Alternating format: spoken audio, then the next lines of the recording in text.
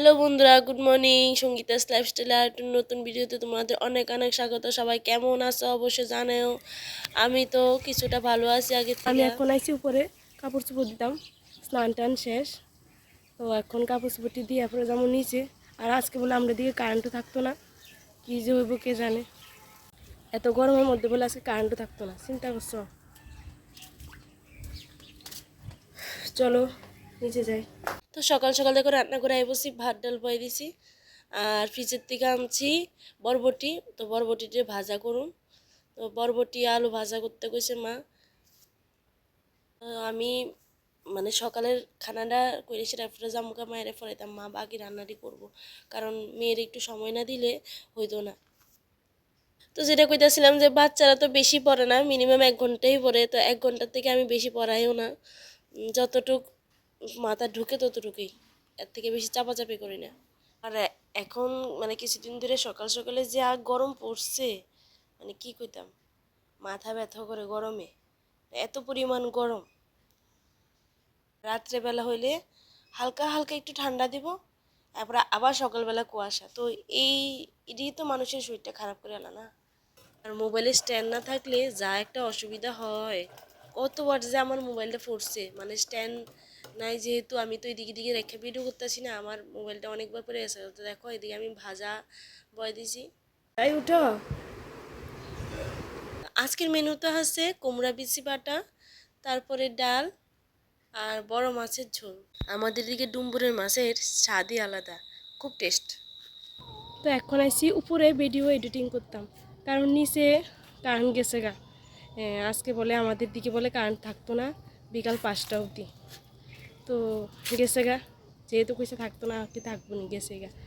ওখানে ভাবছি উপরে আইলে মানে রৌদ্রটা থাকতো না, দিয়ে আই দিই রৌদ্র। আর কি গরম, মানে কোনো ওখানে গিয়ে শান্তি নেই, এত গরম। তো ভালো হয়েছে আইসি, কাপড়টিও নিয়ে যাবো একবারে। সন্ধ্যাবেলা আইসি চা করতে, ভাগ্নির মাস্টার আইসি, ভাগ্নির মাস্টারে চা দিব। তো চলো চাটা করে নি। দেখো চা করা হয়ে গেছে গা, সোনপাপড়ি দেবো, আমাদের সোনপাপড়ি আছে। তো দেখো চা বানানি হয়ে গেছে গা, এবার চাটা দিয়ে দিতেছি সম্পাপড়ি আর বিস্কিট দিয়ে। এই দেখো কি টিফিন খাইতেছি। দিকে আছে রুটি ভাজা, মানে রুটিটা তেলের মধ্যে ভাজা লইছে। আর এদিকে আছে সোনপাপড়ি। তোমরা কে কে এইভাবে রুটি ভাজা খাও আমার জানাও। রুটি ভাজা খাইতে তো খুব ভালো লাগে।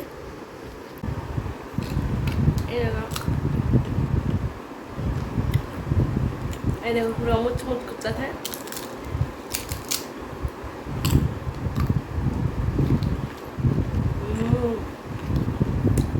মুচমুচ করতে থাকে, কিন্তু নরম লাগে।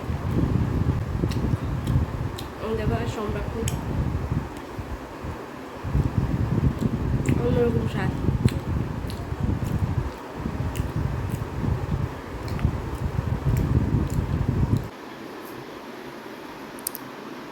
এদিকে দেখো তোমাদের দাদা কি নিয়ে বসে। তো ফ্যানটা ভালোই হঠাৎ করে নষ্ট হয়ে গেছে না, এটা ঠিক করার চেষ্টা চলতেছে। পারবানি ঠিক করতে? সব বিশ্বকর্মা জানে। হ্যাঁ, বিশ্বকর্মা জানে। ও বিশ্বকর্মা জানে কইতাছে।